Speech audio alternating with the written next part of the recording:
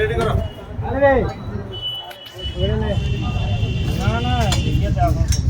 Ready করো খুলে।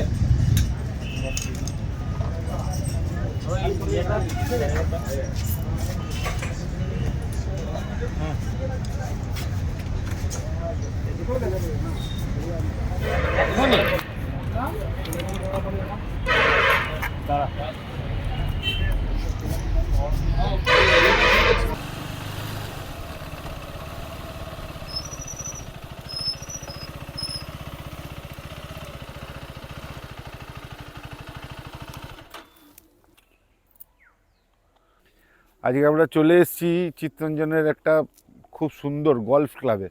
এখানটায় গলফ খেলা হয়। এই পুরো মাঠটা, পুরো এরিয়াটা গলফের মাঠ। ওই ভেতর দিকে প্র্যাকটিস চলছে।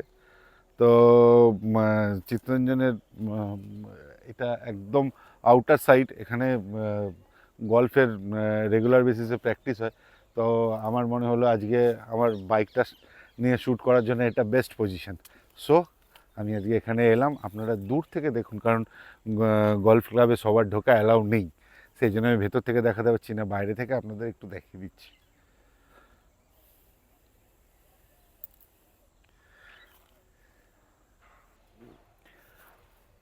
Good morning friends and family, welcome back to my channel. আজকে আমি একটা নতুন ভিডিও নিয়ে এসেছি। নতুন ভিডিও বলতে ভিডিওটা নতুন নয়, গাড়িটাও পুরনো, আমিও পুরনো, কিন্তু আজকে যে কথাগুলো বলবো বা যে জিনিসগুলো দেখাবো সেগুলো নতুন। আমি মাঝখানে আসানসোলে গেছিলাম। আসানসোলে গিয়ে বাইকের কিছু কাজ করিয়েছি, কিন্তু সেই ভিডিওটাও করেছিলাম। সেই ভিডিওটা যে কোনো কারণে হোক ওটা ঠিকঠাক রেকর্ড হয়নি, ক্যামেরার কিছু প্রবলেম হয়ে গেছিলো। তাই জন্যে আমি এটাকে আবার রিশ্যুট করছি। আর দোকানে করতে পারিনি, কারণ বললাম যে ক্যামেরার একটু প্রবলেম হয়ে গেছে। আমি আমার বাইকে 3টে জিনিস ইনস্টল করিয়েছি নতুন। একটা হচ্ছে গিয়ে এই টপ র্যাক কভার, সেকেন্ড হচ্ছে গিয়ে এই ক্র্যাশ গার্ডটা, আর থার্ড হচ্ছে গিয়ে এই ফুটরেস্টটা। আর আমি স্যাডেল স্টেটা অর্ডার দিয়ে এসেছি, কিন্তু সেটা এখনও আসেনি। সেটা আসতে বলেছে 2-4 দিন সময় লাগবে। এবারে যদি এই জিনিসগুলোর প্রাইসিং সম্বন্ধে আপনাদের জানতে হয়, তাহলে আমাকে কমেন্টস করুন।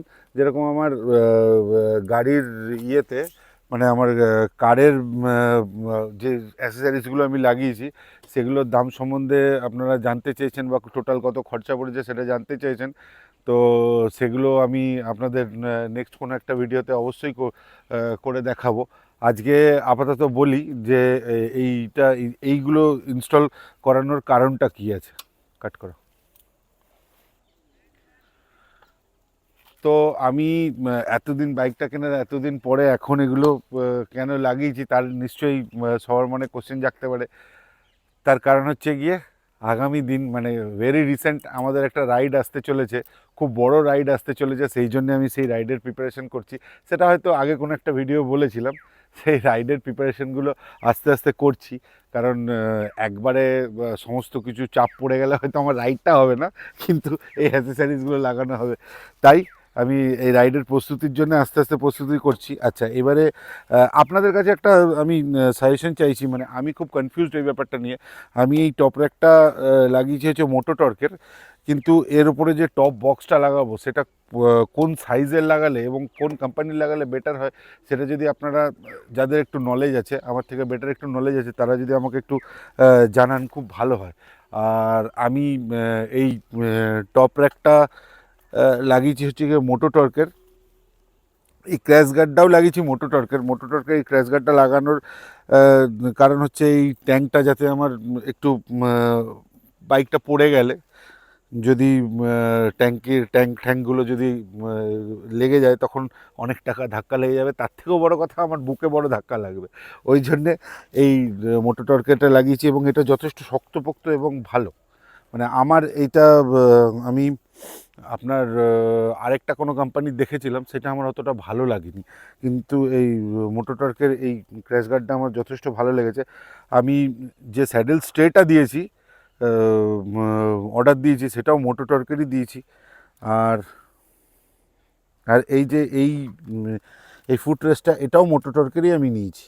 কারণ মোটোটর্কের সমস্ত জিনিসগুলোই আমার বেশ মানে শক্তপোক্ত এবং ভালো লেগেছে। সেই জন্যে আমি পুরো সেট আপটা মোটোটর্কের ওপরে করেছি। আরেকটা ব্যাপার নিয়ে আমি একটু কনফিউজ হচ্ছি, সেটা হচ্ছে গিয়ে স্যাডেল স্টেটা, এই স্যাডেল ব্যাগগুলো, স্যাডেল ব্যাগ কোন কোম্পানির নিলে বেটার হয় এবং কি সাইজ নিলে বেটার হয়, সেটা যদি আপনারা আমাকে একটু কমেন্টস করে জানান আমার খুব ভালো হয়। কারণ মানে আমি নেক্সট যে রাইডটাতে যাচ্ছি সেটা ক্রমশ প্রকাশ্য, প্রথমেই বললাম মোটামুটি 12 থেকে 14 দিনের রাইড হবে।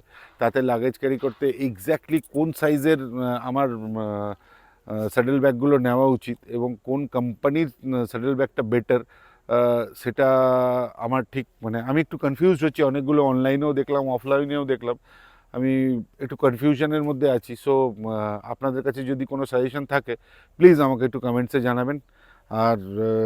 আর বিশেষ কিছু তো আজকের ভিডিওতে বলার নেই। সো আজকের ভিডিওটা এত দূরই, দেখা হচ্ছে নেক্সট ভিডিওতে। চলো টাটা।